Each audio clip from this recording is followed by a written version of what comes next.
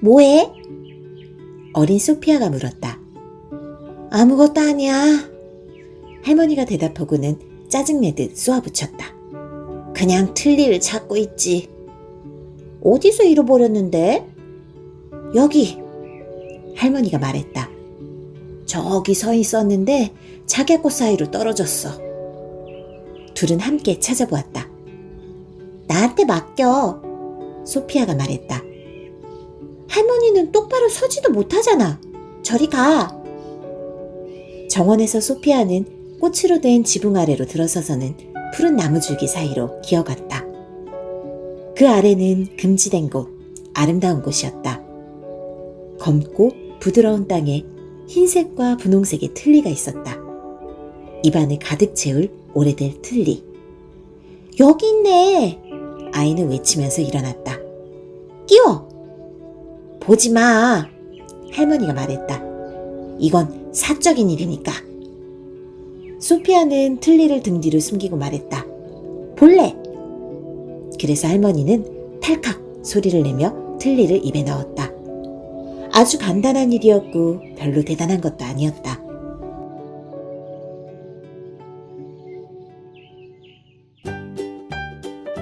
안녕하세요. 친절한 책 라디오의 책쌤입니다. 낮 기온은 여전히 높지만 햇살에 실려오는 바람은 나날이 가을을 닮아가는 듯합니다. 책을 통한 여행을 권하는 친절한 책 라디오. 오늘 함께 읽을 책은 토베 얀손의 여름의 책입니다. 무민 시리즈로 전 세계인의 사랑을 받아온 핀란드를 대표하는 화가이자 일러스트레이터, 소설가인 토베 얀손의 작품으로 북유럽 지역에서는 국민소설이라고 불리울 만큼 세대를 불문하고 애독되는 책이라고 하는데요. 토베 얀손이 이야기하는 여름을 만나러 저 책쌤과 함께 책여행을 떠나볼까요?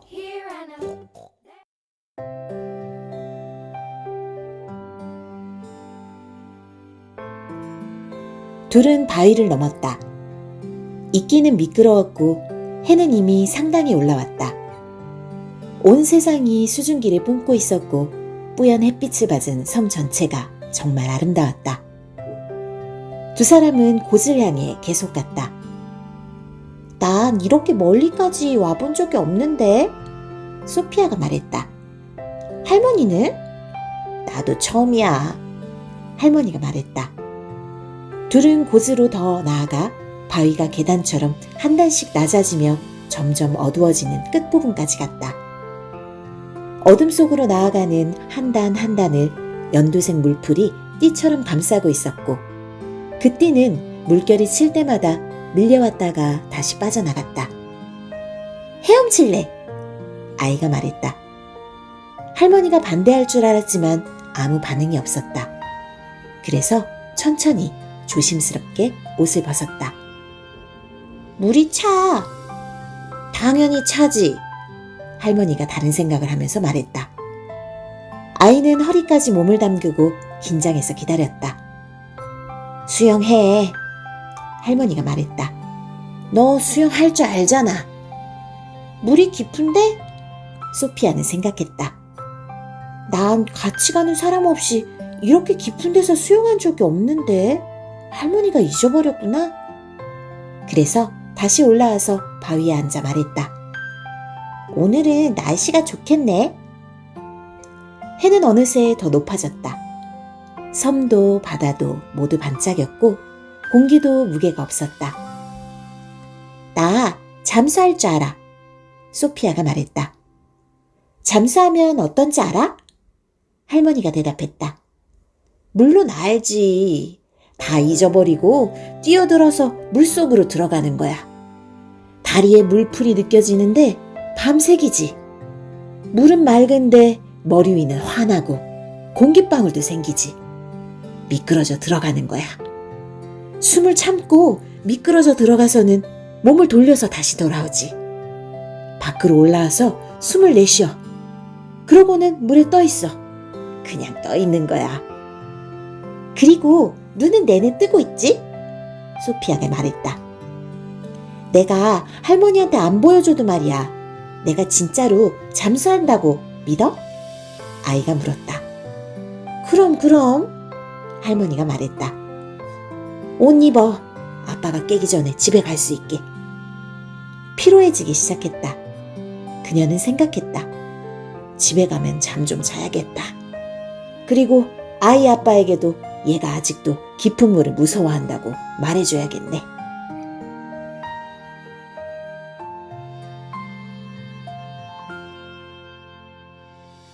숲은 수백 년에 걸쳐 폭풍과 맞싸우면서 독특한 모습이 되었다. 나무들은 몸을 굽히고 꼬고 바닥으로 기었다.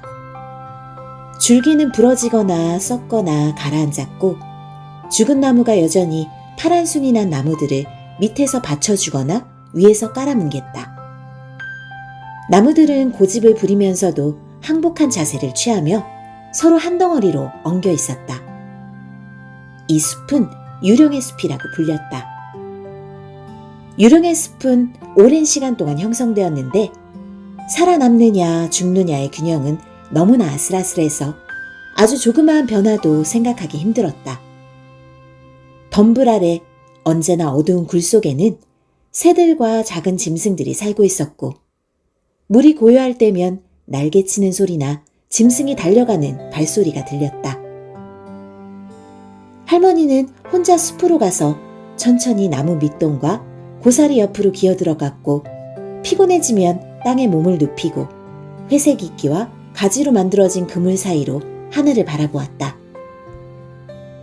할머니는 유령의 숲에 앉아 낯선 짐승들을 조각했다. 나뭇가지와 나무토막을 깎아서 발과 얼굴을 만들었지만 동물의 형체는 뭔지 알 수 없는 게 보통이었고 그저 짐작이 가는 정도였다. 짐승들은 나무에 콕 박혀 있거나 올라 앉았고 줄기에 기대거나 반쯤 땅에 묻혔다. 팔을 뻗고 늪에 가라앉거나 뒤죽박죽으로 섞여 나무 발치에 놓여 있거나 잠을 자기도 했다. 어떤 때는 그림자 속의 윤곽선 뿐이었고 둘이나 셋이 싸우거나 사랑하며 엉겨붙기도 했다.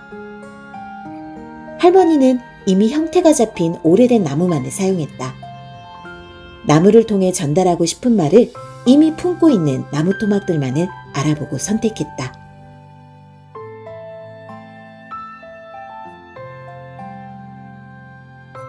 늪은 이른 봄이면 얼음을 들이마시고 자기만의 독특한 안개를 뿜었는데 마치 지난날의 검은 물구덩이와 아무도 손대지 않은 죽은 풀을 기억하는 듯했다.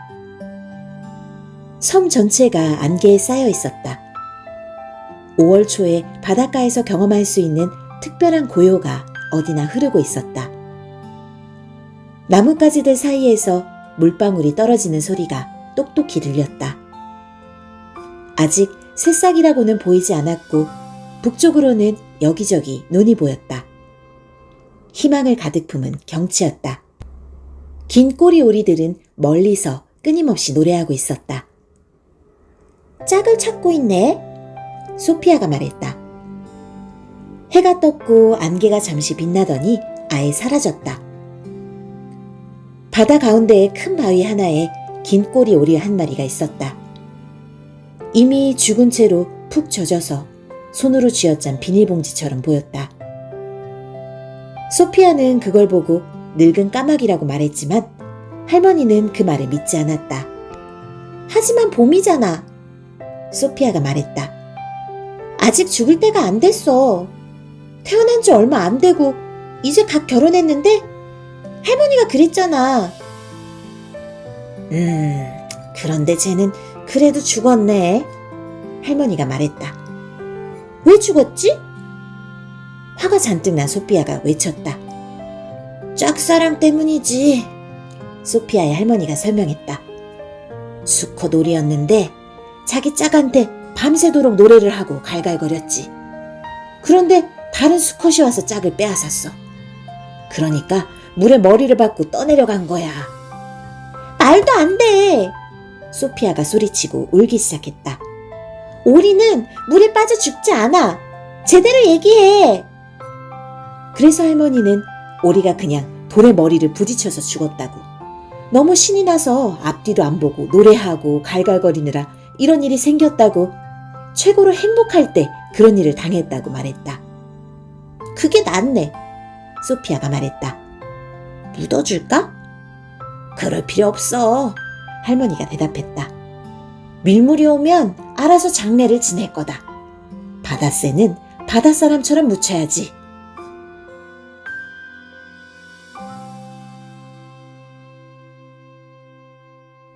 천사들은 날아서 지옥에 가도 돼? 물론이지. 거기 가면 친구와 친지들이 엄청나게 많은데. 걸렸다, 소피아가 외쳤다. 어제는 지옥에 없다고 했잖아. 할머니는 화가 나서 일어나 앉아 말했다. 오늘도 생각은 그대로야. 하지만 이건 그냥 놀이잖아. 놀이 아니야. 하느님 이야기를 하는 건 진지한 일이지. 하느님은 지옥을 만드는 것 같은 어리석은 일은 절대 안 할 거야. 당연히 했지. 아니야, 안 했어. 했어. 크고 어마어마한 지옥을 만들었다고. 할머니는 화가 나서 너무 급히 일어났다. 풀밭이 온통 빙빙 돌았고 균형을 잃을 뻔했다. 그래서 잠시 기다렸다가 말했다. 소피아, 이건 정말 싸울 문제가 아니야. 다 끝난 다음에 벌까지 받지 않아도 인생이 그 자체로도 충분히 힘들다는 거 너도 알겠지? 죽으면 위로를 받는 거야. 그런 거지. 하나도 안 힘든데? 소피아는 외쳤다. 그리고 악마는 어쩔 거야? 악마는 지옥이 집인데? 잠시 할머니는 악마도 없다고 말할까 했지만 너무 고를 내지는 않기로 했다.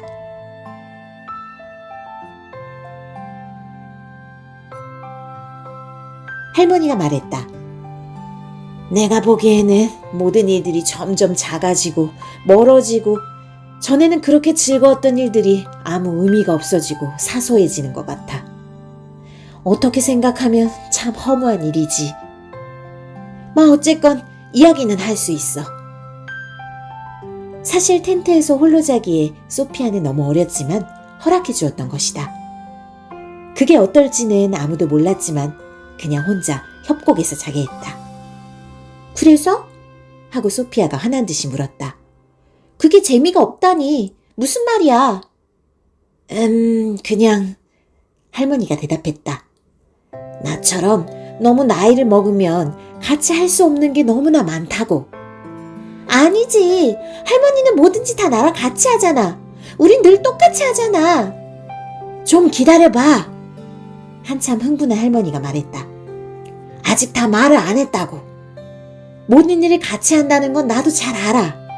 벌써 끔찍하게 오랫동안 다 같이 했고 힘 닿는 데까지 다 보고 살아왔다고. 대단했어. 정말로 대단했지. 그런데 이제는 모든 것이 나에게서 미끄러져 나가는 것 같아. 이제는 기억도 안 나고 관심도 없어. 바로 지금 그게 다 필요한데. 뭐가 기억이 안 나는데? 소피아가 걱정스럽게 물었다. 텐트에서 자는 게 어땠는지 말이야. 할머니가 외쳤다. 이 나라에서 여자애들은 텐트에서 잘 수 없었어. 쉽지는 않았지만 내가 그걸 가능하게 했지. 아주 즐거웠는데 지금은 그 이야기를 할 수도 없네. 그럼 어떤지 내가 이야기할게. 소피아가 말했다. 모든 소리가 더 잘 들려. 그리고 텐트는 아주 작지? 소피아는 잘 생각해보고 말을 이어갔다. 아주 안전하다는 생각이 들어. 그리고 모든 소리가 다 들리니까 참 좋아. 그래, 할머니가 말했다.